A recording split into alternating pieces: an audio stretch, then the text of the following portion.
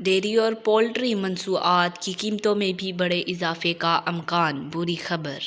اسلام آباد PN9 news کے مطابق وزیر خزانہ اسحاق ڈار نے قومی اسمبلی کے اجلاس میں مالی سال 2023-24 کے لیے 14,460 ارب کا بجٹ پیش کر دیا۔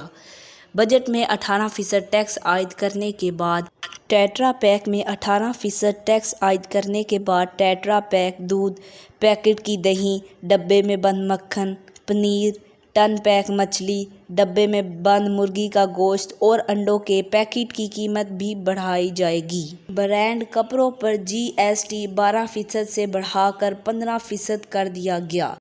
بجٹ میں کافی ہاؤسز، شاپس اور فوڈ آؤٹ لیٹس پر 5% ٹیکس لگے گا۔